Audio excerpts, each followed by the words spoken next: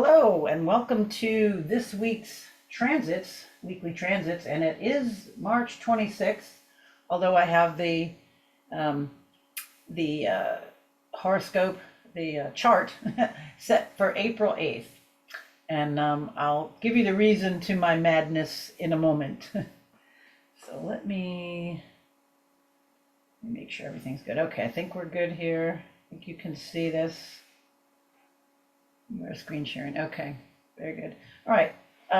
Well, we are now officially in between eclipses. We had the blood moon lunar eclipse. It was like real early Monday morning. I believe it was like 3 o'clock East Coast time. I believe. Well, that was a lunar eclipse. And the way you can remember, this is how I remember, because I get confused and stuff, things like that. Lunar eclipse, and this was the full moon. So the moon was eclipsed, right? The Earth went between the sun and the moon. So the moon got a little eclipsed, that wee hours of the morning there, and cast that reddish look to it. So lunar eclipse, the moon, it's a full moon at that time. And then the moon, Luna gets eclipsed. It got eclipsed by the Earth with the sun on the other side. And this next one, the solar eclipse, is during the day, and the sun will get eclipsed. It is like the new moon. The sun will get eclipsed. So that's that. Okay, so I'm getting distracted. I wanted to look at this chart. This is a crazy chart. Look at the wedge pattern in this. This reminds me of all that lineup in 2020 in Capricorn. But look at this. It's not all on one side. It's in one area of the chart. It's at the end of the old Pisces, the beginning of the new Aries, and then bringing in stability, Taurus. This is, and then we have Pluto kind of hanging out in the back, looking out for all. The egalitarian Pluto. Yeah, right. Anyway, and then we have the South Node over on this side. So interesting. This is, I don't have it set for the exact time. You can see it's probably 2, 4, 6. I don't know. What do I have at 6 in the morning? Actually, let me do it because I want you to see this. Let's get it. It's like 3 in the afternoon, I think. East Coast time there. It kind of just went over. I like it when it's before. Okay, so it's within minutes here. But we have it at 19 Aries, and it's like 2 hours. I think it's 2:30-ish East Coast time exactly. But they've gone over the North Node. They're aligned, and check this out. I mean, of course, it's going to be opposing the South Node, but we have this opposition, right? And this is in the middle of this group, of this pack. All of these guys are opposing here, the South Node. And then on either side, the group of planets on either side are quincunxing the South Node. Whoa. So this is very, very interesting. And then it's forming a wide trine to Pluto. I mean, it's out of phase. It's not even technically that aspect anymore, but I mean, it's after it or before it. But anyway, by sign, we have a trine, the South Node and Pluto. I don't know if that's adding anything better, but we have this strange thing. We have this oppositions, and then we have the planets on either side. Now, I know a long time ago, we've talked about music and frequency and note distance, whole step, half step, some of the stuff, but let me just kind of give you to this. And if you're not into music, I'll make it short, but this is very interesting if you are. If we were to say that the South Node in Libra here, and this is all Libra stuff, and this is halfway through, right? I mean, this is halfway through. This is an anaretic degree, right? It's 15 degrees in the middle of a sign. It's like 29 is right at the end. It's a teeter-totter point, and that's even more teeter-tottery for Libra. So anyway, we have the South Node, which is where we should be letting things go. This is all about relationships. So is this to say, we'll see a lot of people letting relationships go, weighing things, deciding it's more for you, Or are you making the leap and, is it more for somebody else? So, there's going to be a lot of teeter-totter here, but nonetheless, check this out. All right, so if we know that the opposition, how can I say this to you? If you have the tonic is the root note, and let's just say that is, sorry, I think I'll walk away from my mic a second. Let's just say that note, let's just give it just something so you can look at the keyboard and see it. Let's just say the south note in Libra is C.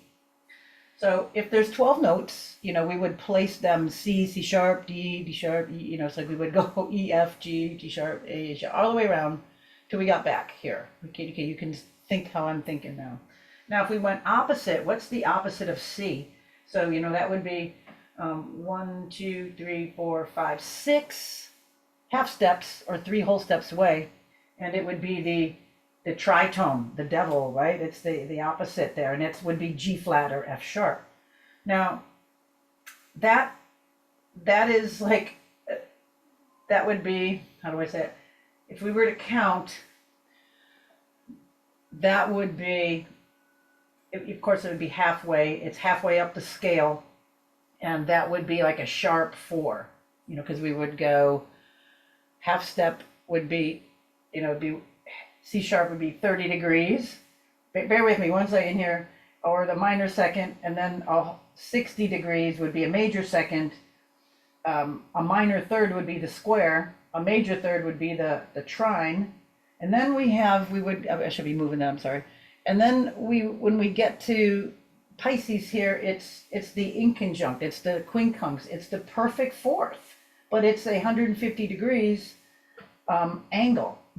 And then we have the opposition in Aries, and then we have the other quincunx on the other side, which would be the fifth. So we have the 1-4-5 pattern is what drives music.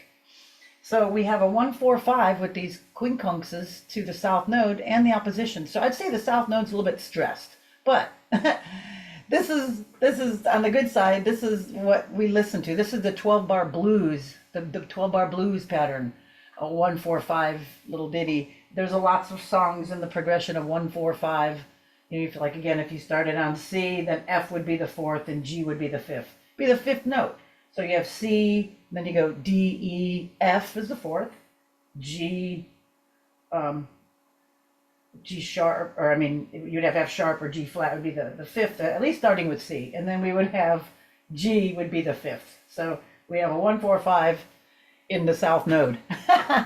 But this is very interesting. We have a little Pluto over here. It's adding a little, a little interest in it. We got, we can... But I'm not going to go there. I'm not going to stay in the music because a lot of people don't get it. But anyway, this is a very interesting pattern. This is a very tight wedge. We have this, you can almost say it's a triple stellium. Really, it's like, 4 planets? We have Chiron over here. We have the node, but we have this big grouping here in Aries. We have 3 planets. I think it's technically, they said 4, but it depends on how many planets you're talking about, if you've got all of them or not. But anyway, we've got another grouping here, and then we got this little group hanging out we've had here in Taurus. So I want you to see what we're coming into, because this is very interesting times that we're living in. Very interesting times. So, all right. So I wanted you to see this because we're going to back up to today.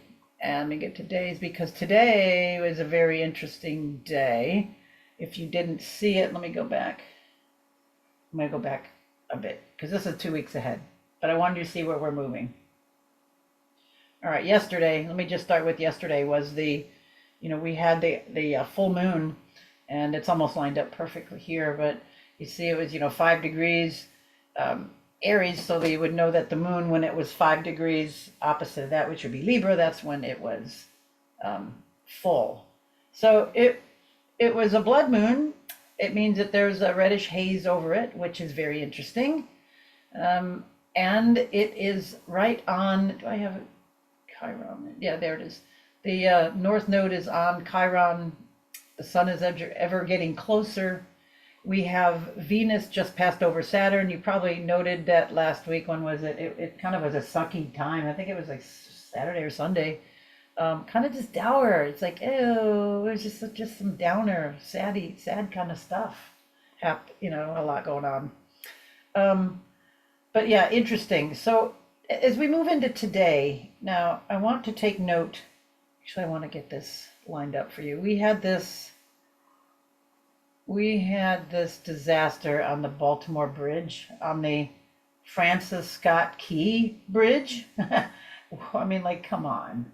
Uh, uh, a cargo ship ran into this bridge and knocked the dang thing over. I mean, it was just incredible.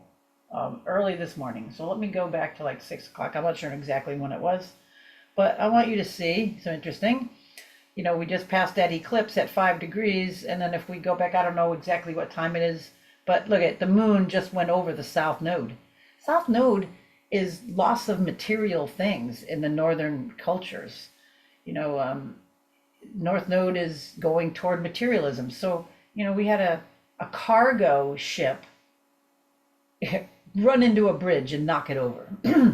I think that's pretty indicative of this kind of energy. And you know, you were looking at this, what we just talked about, the South Node is stressed. You know, it's in conflict with, you know, this Aries stuff. It's not comfortable. You know, we have the sun, it's a wide opposition, Chiron, a close opposition, the wounded healer, the wounded warrior. We have Venus close to Pisces. We have Venus just going over Saturn, and then Venus is getting close to Pisces. So, you know, hard times, disillusion. You want the fantasy of Venus and Neptune. It's getting ever closer, but we have the reality here of Saturn, you know, just getting over Venus, and then the moon, you know, making it's like right over the South Node. So just note this. This is very interesting because when we, you know, see events, sometimes they start to unfold. All right, so that's today. Okay, so what do we have coming up this week? Trying to not be quite so serious. I mean, we've got the moon going to Libra. You know, it's all that stuff's relationships. Relationships are all over the place. You know, not only with your significant others, but with yourself, with your mail person, with your grocer, with your online, you know, AI compendium. You know, we have relationships that are needing adjustment. What more can I say on that? But this week we have that. We're kicking off our week with relationships needing adjustment. And then we have that, you know, then we get into that intense scorpionic energy. So then we dive in and look at what, you know, we examine it, we bring out the magnifying glass and we get a deep dive and get that feeling, get that cesspool of crap and rot, and we smell it and we see it and we just like, whoa. I think we're gonna be a lot of wake ups. I think a lot of wake ups, and then a lot of wake up calls, a lot of stuff, but people don't want to see it for too long. And then we move into positive Sag. You know, the moon, I think this week the moon is a big indicator, you know, of mood and emotion with people, because not a whole lot of things are going on. I mean, we're between eclipses, that's big enough. What else? Moon and Sag, and then we round out near the end of the week with on a more sober note, right in the middle. But anyway, the eclipses, you know, they bring up energetic detox or spiritual adjustments, or, you know, because they're polarities. We have a polarity. We have a one side and the other, and that's when there's always readjustments. We have to realign things through polarity. That's the gift of polarities. And if we can use it to see the other side and have the other side see us and drop the ego, then we can use that. But when we get into ego conflicts, then we get into polarity, us versus them, me versus you, this group versus that group. And that makes it difficult to navigate when we start making enemies. But nonetheless, sometimes it happens. You know, somebody steps on your toe and you say, please don't step on my toe. And they step on your toe again, you say, hey, you know, I don't know if you heard me, don't step on my toe.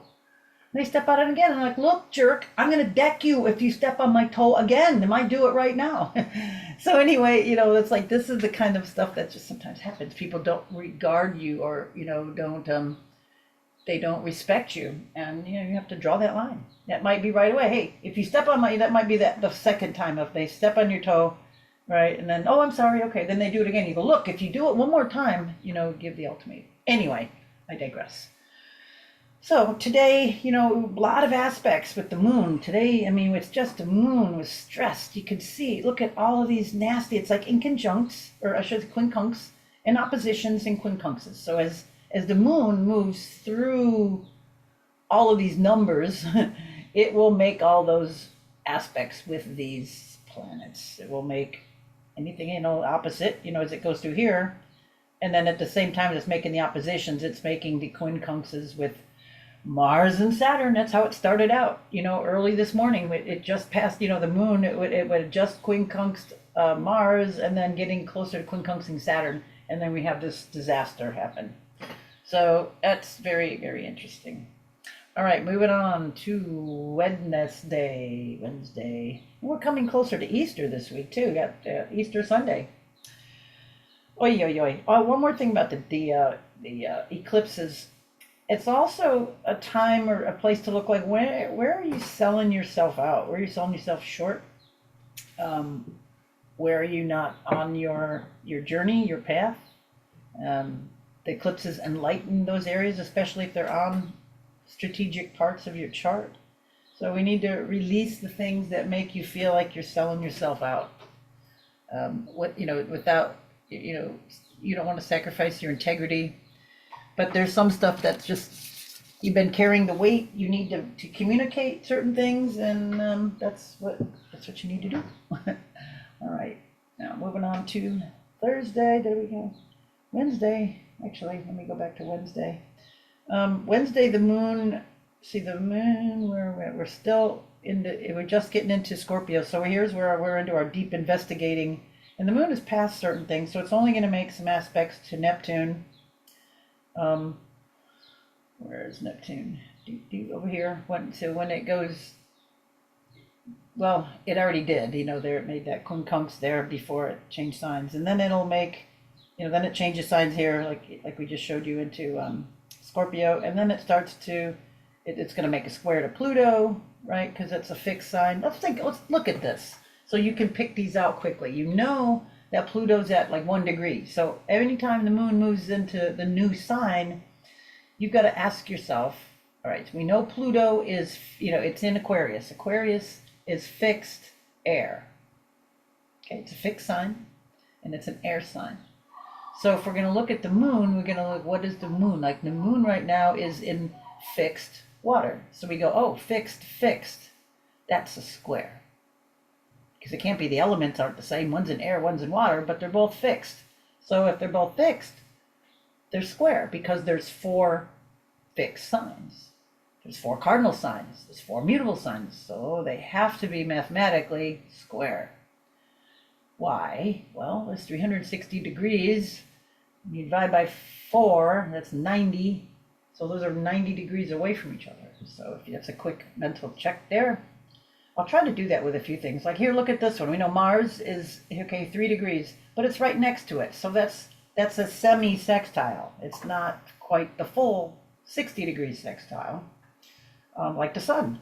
The sun, it's in Aries, 7 degrees. And let's look at Pluto. It's a wide sextile, right? Aries to Aquarius, that's 60 degrees off. You know, we're a few minutes, we're like 6 minutes off, a little less. So it would be 6 minutes from 60, 54 degrees away. But that's a, you know, a wide, there's a lot of influence on the sun. So anyway, that's a wide sextile, right? Okay.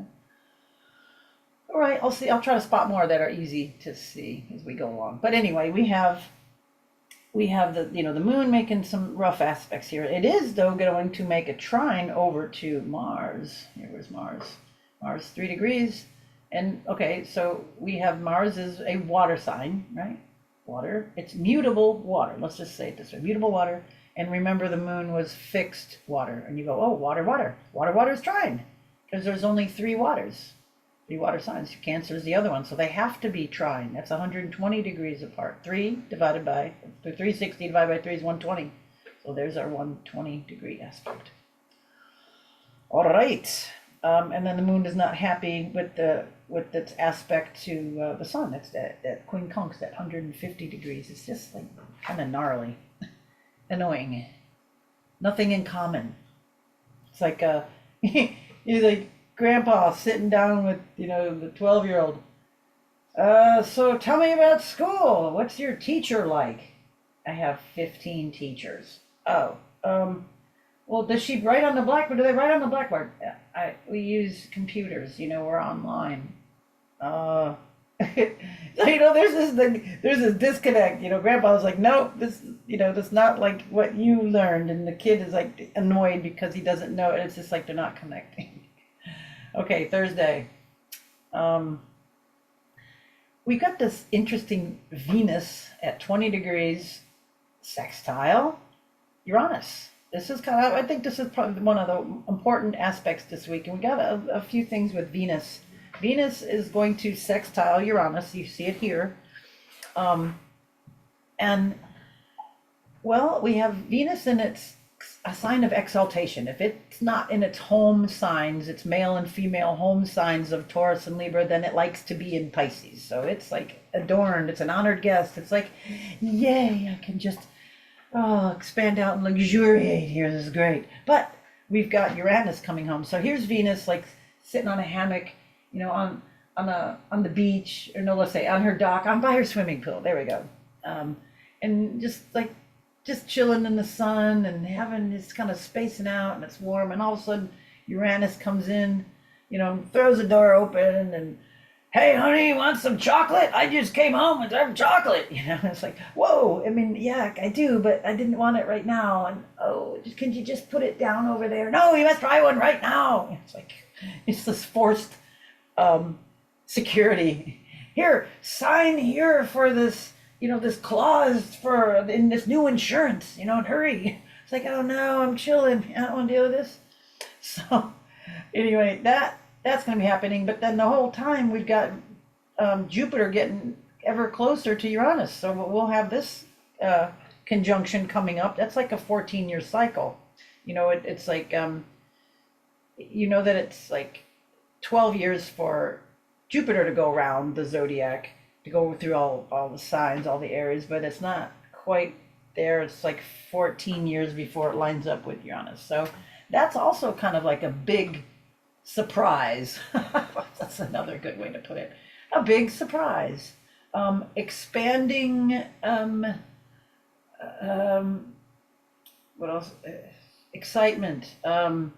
Expanding things, throwing monkey wrenches in electricity. Craziness, so this is happening with Venus. Venus can't relax. She's wanting to get, as she gets closer to Neptune, just like, I want my Calgon bath, but it's, I think there's gonna be too much noise. The kids just woke up, kind of a thing. Anyway, Moon, we're gonna be, opposing Jupiter here. When Moon's in Scorpio, it's, almost opposite there, and then it will oppose, and then it will quincunx Chiron, so there may be some wounding brought back up, and then it'll oppose Uranus. So Moon might kick this off a little bit. So pay attention on Thursday as we go into the day. I mean, it's going to be East Coast. It's going to start early. Just really the whole country is as the Moon moves into making aspects with these two signs. It'll be like a little primer of when they actually will meet. Craziness. Expect craziness. Large surprises. Something different. Solid, and it's another interesting thing when that barge, whatever cargo ship hit the bridge. We had Mars. Mars is getting closer to Saturn. Those two malefics are growing closer. Okay. Dun, dun, dun, dun. Friday. We got Good Friday. Moon and Sag. We've got the Moon making nice aspects to Sag, which is always happier. And then as soon as it goes there, it's gonna do a little aspect to Pluto. It's gonna go in there and it'll make a sextile to Pluto. That's kind of nice. And then it'll square Mars. So it'll kind of be a little like and then it will or do that weird 150 nothing in common to Mercury. So feelings and thoughts might have some clashes on Friday. I think of all those aspects, and then it makes it trine to Neptune. All right, so feelings and thoughts are going to be out of sync, and then the moon feeling makes it trine over to Neptune. So I think it's going to be delusion. Be careful about being deceived. Be easy to believe the lie, easy to believe the fib or what's being told to you. So just kind of keep that in mind. Don't sign on the dotted line yet. And then the moon's going to try and, moon is going to just be in that yucky spot. All right, Saturday. We got now the moon's going to be squaring Mars over here. Not really happy with that. So it's like that something might be kind of, the moon is wanting to be free and happy and everything, but then Mars is now stuck in the mud. It's like, crap, man, brother, let me help you get out. You got to do it the right way. And then the moon will trine over to Neptune. So that could be good. I mean, now we're kind of aligning maybe some Sagittarian. It's good. It's the greener grass is over there. Yeah, but then, it's going to be getting closer to mutable Saturn. We'll have a square with Saturn, so it still may not work. All right, yeah, heavy, and then it'll quincunx over to Jupiter, so the money or the funding or everything will the bubble will get burst. Yeah. Sunday. Yeah, so we got the moon trying, but then I think it kind of keeps getting blocked a little bit. Then, where is it? Okay, so we still have the moon moving through. Then it's going to go into Capricorn. So, I don't know. Try to get into the Aries side of it. Sun and moon will be trine. Moon and North Node will be trine. So maybe feeling, as the moon crosses that, you get that energy of the Aries initiation. That's that newness, that spark, that creativity. And then the North Node. What do I want to do? What do I want to do with myself, my life, this time, this person, this relationship, this whatever? This is like it's going to be bringing this up, bringing the spark, maybe bringing this, to your feeling level by having this. This is probably where the thing we should all glom onto is like, see where this, the sun and the moon are joining hands and leading you toward your destiny, toward this North Node. And if you have anything at those degrees, they'll just be more important for you. If not, it may be feeling just kind of like another day. But then we're coming ever closer to, we've got Mercury slowing way down. Mercury's going to station in it. It's making a quincunx over to Neptune. Look at there. It's slowing down. So I think whenever I see Mercury and Neptune in any kind of aspect, especially like something not so harmonious, I always think deception and fooled and trying to pull one over on you and lie. It's just to me, there's like, lies and fibs and white lies and pulling one over, pulling a fast one. It's just not in agreement. And then it's slowing down, but it's in Aries, it's edgy, but it's still slowing down. And we go the next day, and there it is. It's stationed, it's stuck, stopped, and it's right there on Neptune, and it's going to be there for several days. So be careful here. This as we come into April, there's deception, there's lies going around, lies abound. Lies are abound. And let's see how many days it's going to be there. Look at there. Till next Thursday, it'll finally move to 26 degrees, but it's still there. It's still close, and then Neptune moves ahead. Ooh. So we kind of get 2 degrees ahead, a little bit there all of a sudden. Boop. But then there it is. Wednesday, we'll hit this next week. Here's where we have our Venus-Neptune disillusion, I think. Be careful. All right, go back. But see, it's hard to stop. I don't want to give you too much, but we have to always kind of see where we're going, where these planets are perfecting their cycles. Everything's got cycles within cycles, and it's just kind of maddening. And we just have to wait as they come around and see. Sometimes, your astrology, these cycles, and we can look ahead and we see things, and we're waiting for certain lineups, the longer orbits, but we have stuff moving all the time. And if it's not making an actual conjunction when something's going over something, it's making some kind of an aspect. So this is our week. Really watch the deception things. If it sounds too good to be true, it probably is. So watch that. Watch out where where you're deceived. Go to Monday. Yeah, and could make wrongful choices. Now, on the good side, it's good to ask yourself, what do I want to do? What, and then see the big picture, see where you're going, see like how am I going to manifest this? How is this going to come in? And use these good Neptune aspects to objectively, not subjectively, because you won't get the right answer, objectively see what's possible and then work toward that. Work toward your manifestation. Work toward your goals. Do your vision quest. Do your boards. Do your manifestation work. But it's based on sound, something sound, not something illusory or something pie in the sky. All right, that is our week. We'll see everybody next week. Keep your eye to some of the local things and look at, kind of keep this in mind, these lineups here. And then we get the moon at the end of next week going into Capricorn, and we'll start kind of a similar thing. We'll have, we'll have some of these squares, but we'll have some trines going on too. All right. Have a good week. Bye for now.